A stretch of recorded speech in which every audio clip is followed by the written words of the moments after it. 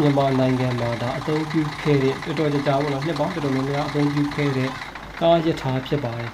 ဒါအရင်တော့ဆိုလို့ရှိရင်တော့ဒီလိုမျိုးကားရထားတွေနဲ့ပေါ့နော်ဒါခီးသွားကြတယ်ဒီလိုဂိုင်းနဲ့ကားမျိုးတွေကိုဗလားတော့ရွာဘက်တွေမှာတွေ့ဘူးလိမ့်မယ်ပေါ့နော်တချို့ဘက်တွေမှာပုံတီလိုက်ကောက်တာတွေတို့ပြီးတော့ကွင်းတီလိုက်ပြီးတော့ဝယ်တာလို့ပဲအဲ့လိုကားကြီးတွေဒီမှာတော့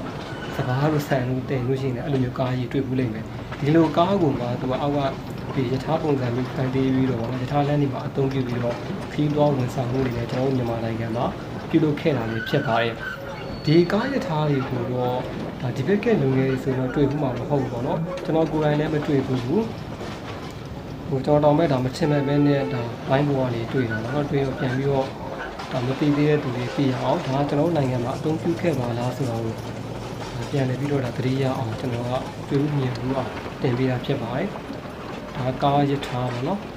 ဒါတွေကဘယ်ဘက်ဒီမှာအသုံးပြုလဲဆိုလို့ရှိရင်ဒီနယ်ဘက်ဒီပေါ့နော်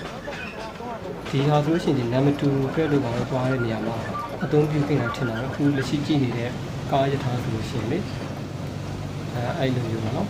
နံပါတ်2ဆိုတော့ရှမ်းပြည်မြောက်ပိုင်းထက်ကြာမယ်ထင်တယ်အောက်မှာကရထားတံပဲဒီရထားလမ်းကြောင်းမှာတောင်းလို့ဆင်ပြေအောင်အဲ့လိုမျိုးဒီမှာဗလာတော့ကြည့်ကြည့်လိုက်သူတစ်ခုကောင်းတာကဟိုအချိန်ဆိုလို့ရှိရင်လည်းသိရမလားအဒီနာရခါကျမှဟိုရက်ကပြုတ်ရတယ်ဆင်ပြေတဲ့ပုံစံလေးထားမျိုးတို့ကျွန်တော်တို့တွေ့ရတယ်ဒီမှာဆိုလို့ရှိရင်ဒီမြင်းနဲ့နီးခါကျမှပေါ့နော်အချိန်ကတော်တော်လေးတက်ရတာပေါ့လေအဲ့တော့ဆိုတော့ဒီဘက်ကဟိုရထားတွေပုံစံမျိုးဒါသိမှာအချိန်ကိုအရန်ကြီးကြိုတက်เสียအောင်မလိုတော့ဘူးပေါ့နော်နီးနီးနားနားရောက်မှပဲအချိန်တက်ရတာဆင်ပြေတဲ့အနေထားမျိုးကိုတွားပြီးတော့ဟိုတွေ့ရတဲ့သဘောရှိတယ်ပေါ့နော်ဒီမှာဆိုရှင်တော့မြင်းကလမ်းတဲ့အတွက်ကြောင့်ဒီမြင်းကိုနေရာရွှေ့ပေးရမယ်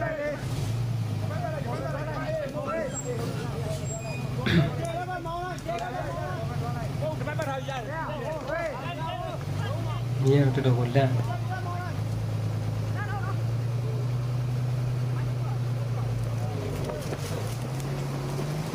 မြင်းတို့လာတော့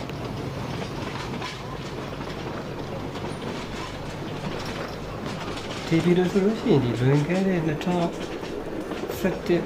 လောက်ကတင်ခဲ့တာပေါ့နော်ဆိုတော့2017 2012ထိလောက်ထိကိုဒီကားရထားတွေကဒါအသုံးပြုခဲ့ရဆိုတဲ့ပုံစံလေးကိုကျွန်တော်သွားပြီးတော့တွေ့ရတယ်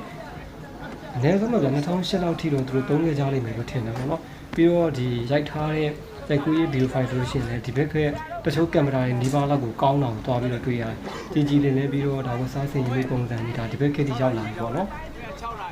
ဆိုတော့ဒီကားတွေကဒါတော်တော်လေးကိုမှနှစ်ကြကြမြန်မာနိုင်ငံမှာဒါအသုံးတော်ခံခဲ့တယ်ဟိုကျွန်တော်တို့ကဒါမသိခဲ့ဘူးလားမသိခဲ့တာပေါ့ဗျာ